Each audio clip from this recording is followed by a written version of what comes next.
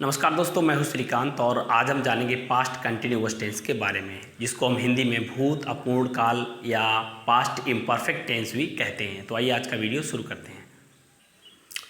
इस टेंस की पहचान है कि हिंदी वाक्यों की क्रियाओं के अंत में रहा था, रही थी, रहे थे आदि शब्द क्रियाओं के अंत में आते हैं तथा भूतकाल में काम का जारी रहना पाया जाता है। अर्थात भूतकाल में हमें ये टेंस ये तो बताता है कि हमारा काम भूतकाल में शुरू हुआ, लेकिन किस समय शुरू हुआ वो हमें नहीं बताता है। यानी काम करने का समय नहीं दिया हुआ होता है, सिर्फ हमें ये पता चलता है कि हाँ हमारा काम जारी है, लेकिन कब शुरू हुआ और कब ख़त्म हुआ था ये हमें नहीं बताता है। इसीलिए इसको पास्ट कंटिन्यूअस टेंस या पास्ट इम्परफेक्ट टेंस भी हम कहते हैं, जिसको हिंदी में हम भूत अपूर्ण काल कहते हैं, क्योंकि इसमें काम का भूतकाल में जारी रहना पाया जाता है। जब काम जारी रहेगा तो जाहिर सी बात है उसको पूरा नहीं माना जाएगा।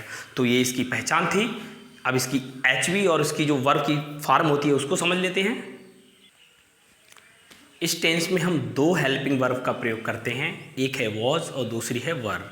वॉज हमारी लगती है आई, ही, सी, इट और सभी एसएस के साथ। एसएस मतलब सिंगुलर सब्जेक्ट, यानी जो एक वचन करता है उनके साथ हमें वॉज लगाना है। और यू, वी, दे, तुम, हम, बे और सभी पीएस। पीएस का मतलब होता है प्लूरल सब्जेक्ट, यानी बहुवचन करता। तो जितने भी बहुवचन करता है यू, वी, दी के साथ, उन सभी के साथ हमें वर लगाना है। और जितने भी एसएस मतलब सिंगुलर सब्जेक्ट हैं, आई, ही, सी, इट और जो भी राम श्याम मोहन सिंगुलर आएगा उसके साथ वॉज लगाना है। आपको ये ध्यान रखना है कि इस टेंस में जो आई है वो सिंगुलर में आता है तो उसके साथ वॉज लगता है। तो ये दो हमारी एचवी हैं, इसको एग्जाम्पल के माध्यम से हम समझेंगे। अभी वह पुस्तक पढ़ रहा था, तो यहाँ पर सबसे पहले हम पहचानेंगे क्रिया यहाँ पर पढ़ना, उसमें लगा है रहा था। मैंने आपको पहचान बताई थी कि हिंदी वाक्यों की क्रियाओं के अंत में रहा था, रही थी। आप तुरंत समझ जाएंगे कि ये पास्ट कंटिन्यूअस टेंस का, और ना इसमें नहीं लगा है और ना ही प्रश्न किया गया है, तो कैसा सेंटेंस है? अफर्मेटिव सेंटेंस, यानी साधारण वाक्य है। कैसे बनाएंगे इसको? सबसे पहले हमारे सूत्र में दिया है एस। एस का मतलब होता है सब्जेक्ट, यानी कर्ता, काम को करने वाला। यहाँ पर क्वेश्चन कीजिए कि पुस्तक कौन पढ़ रहा था, हमें उत्तर मिलेगा वह। तो हम यहाँ पर लिख देंगे वह की इंग्लिश ही, क्योंकि लड़का है तो हम ही लिखेंगे। और ही हमारा कैसा सब्जेक्ट है? एसएस यानी सिंगुलर सब्जेक्ट है। तो एचवी मैंने एसएस यानी सिंगुलर सब्जेक्ट के साथ एचवी क्या बताई थी? वॉज। उसके बाद वर्ब की फर्स्ट फॉर्म में आईएनजी। वी का मतलब होता है वर्ब यानी क्रिया यानी काम, और उसका कौन सा रूप लगाना है? एक डंडा यानी फर्स्ट फॉर्म और उसमें आईएनजी। तो वर्ब वह यहाँ पर कर क्या रहा है? तो वह यहाँ पर पढ़ने का काम कर रहा है। तो पढ़ने की इंग्लिश होती है रीड, और उसमें आईएनजी लग जाएगा तभी हो जाएगा रीडिंग। ओ का मतलब होता है ऑब्जेक्ट यानी कर्म, क्रिया का असर प्रभाव जिसके ऊपर पड़ता है वो ऑब्जेक्ट होता है। तो वह यहाँ पर पढ़ क्या रहा है? पढ़ने का प्रभाव किस पर पड़ रहा है?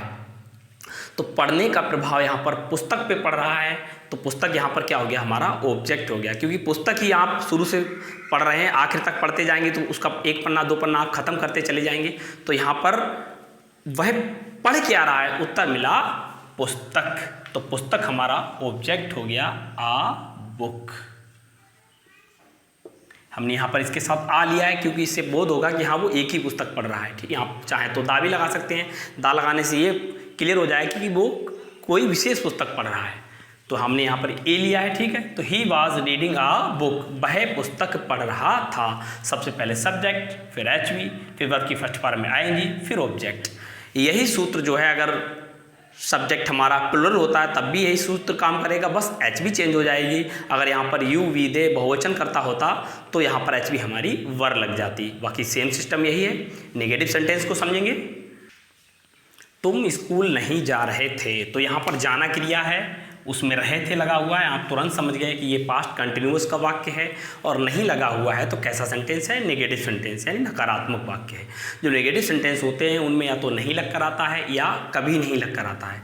जब नहीं लग कर आता है तो हम एचवी के बाद नॉट लगाते हैं, और जब कभी नहीं लग कर आता है तो नेवर का प्रयोग करते हैं।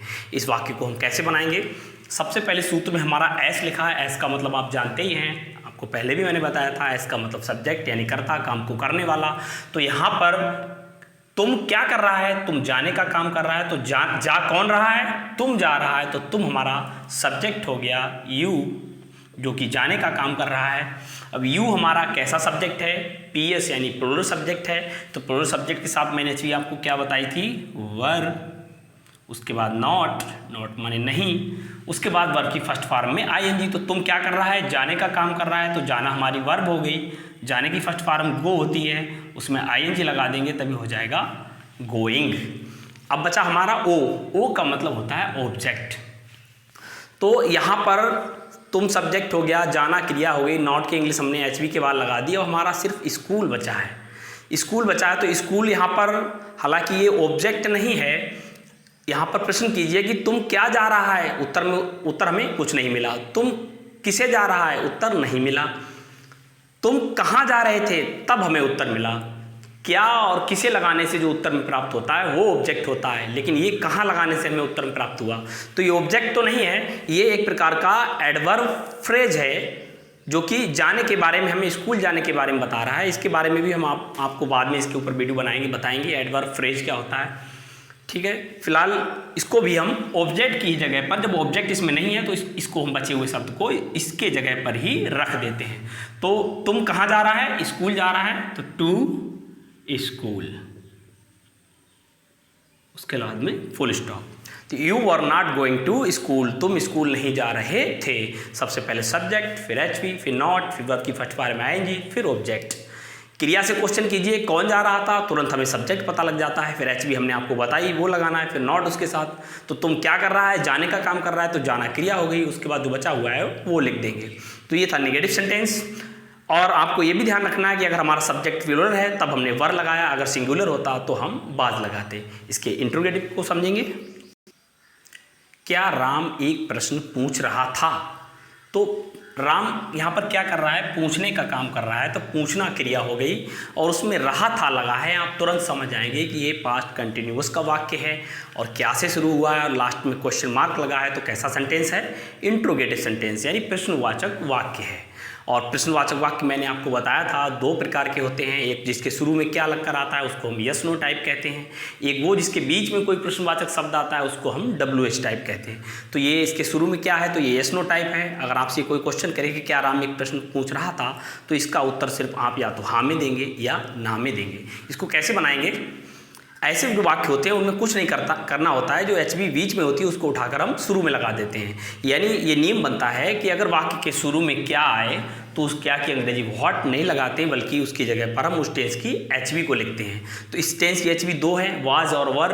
तो और एचवी हमारी सब्जेक्ट के अनुसार लगती है। सब्जेक्ट यहाँ पर प्रश्न कौन पूछ रहा था, राम पूछ रहा था। तो राम कैसा सब्जेक्ट है, सिंगुलर सब्जेक्ट है। जाहिर सी बात है जब सिंगुलर सब्जेक्ट है तो एचवी हम क्या लगाएंगे, वॉज।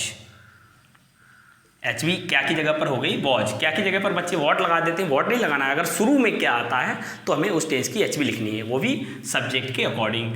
सब्जेक्ट हमारा यहाँ पर पूछने का काम कौन कर रहा है, राम कर रहा है। और जो प्रॉपर नाउन होते हैं उनका जो अक्षर होता है वो चाहे वाक्य के शुरू में हो चाहे वाक्य के बीच में आए, उनका जो अक्षर होता है वो कैपिटल अक्षर में ही बनाया जाता है।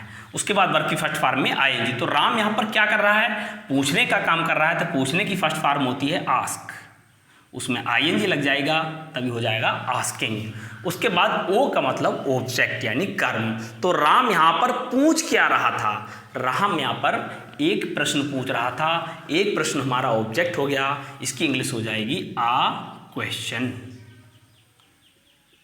हमारा वाक्य बनकर तैयार हो गया और लास्ट में हम लगा देंगे क्वेश्चन मार्क। हमारा वाक्य बन गया, was Ram asking a question. क्या राम एक प्रश्न पूछ रहा था। कितना सरल और सिंपल है ऐसे वाक्यों को बनाना। आई होप ये आपको समझ आ गए होंगे। बहुत ही सरल है। इस सूत्र के माध्यम से कोई भी हिंदी का ऐसा वाक्य आ जाए उसको आप बड़े आराम से बना सकते हैं। बस हमें क्या करना है, अभी तक जो एचवी शुरू में लगी बी अंदर लगी हुई थी उसको उठाकर शुरू में लगा देना है। पहले एचवी, फिर सब्जेक्ट, फिर वर्ब की फर्स्ट फॉर्म में आईएनजी, फिर ऑब्जेक्ट। सब्जेक्ट आप जानते ही हैं, जो क्रिया को करता है वो सब्जेक्ट है और सब्जेक्ट के द्वारा जो किया जा रहा है वो क्रिया है और जो बचा बाद में वो ऑब्जेक्ट है। ऐसे वाक्यों में अगर नहीं आ जाता है, नेवर आ जाता है, कभी नहीं आ जाता है, तो वो नॉट या नेवर की इंग्लिश हम सब्जेक्ट के बाद यहाँ पर लगाते हैं।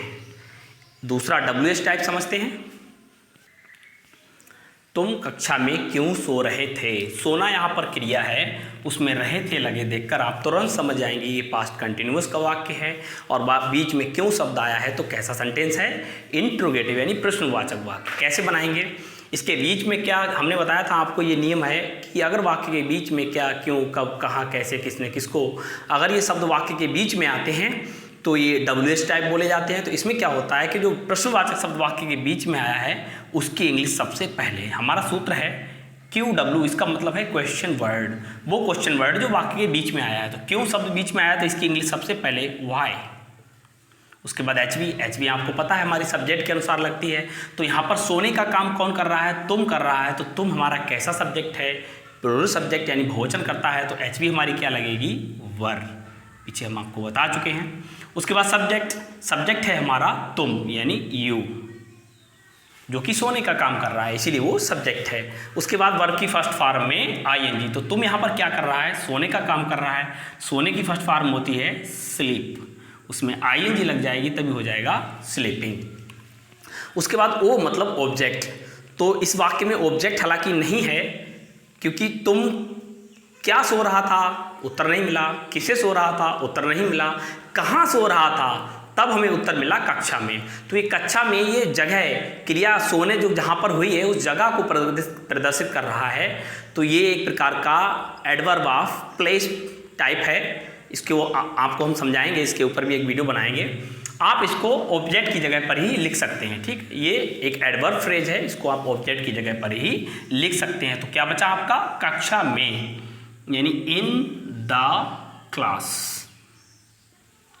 और लास्ट में आप क्या लगा देंगे, क्वेश्चन मार्क। हमारा वाक्य बनकर रेडी हो गया। Why were you sleeping in the class, तुम कक्षा में क्यों सो रहे थे। सॉरी, सबसे पहले क्वेश्चन वर्ड, उसके बाद HV, उसके बाद कर्ता यानी सब्जेक्ट, उसके बाद वर्ब की फर्स्ट फॉर्म में आएंगी, उसके बाद बचा हुआ शेष वाक्य यानी ऑब्जेक्ट। जो भी बाद में बचा वो ऑब्जेक्ट की जगह पर हम उसको लिख देंगे। हमारा वाक्य बनकर तैयार हो गया। आई होप आपको जितने भी वाक्य अभी मैंने आपको समझाए वो सब समझ में आए होंगे। और इन सूत्र के माध्यम से आपके सामने कोई भी अगर वाक्य आ जाता है स्टेज का तो उसको आप बड़े आराम से बना सकते हैं और उनकी धज्जियाँ उड़ा सकते हैं। आई होप आज का वीडियो आपको अच्छा लगा होगा, समझ में आया होगा। अगर अच्छा लगा हो तो लाइक करें, हमें ऐसे प्रेरित करें, हमारे चैनल को सब्सक्राइब करें। मिलते हैं अगले वीडियो में, तब तक के लिए keep watching my channel, get knowledge. Bye bye, Jai Hind.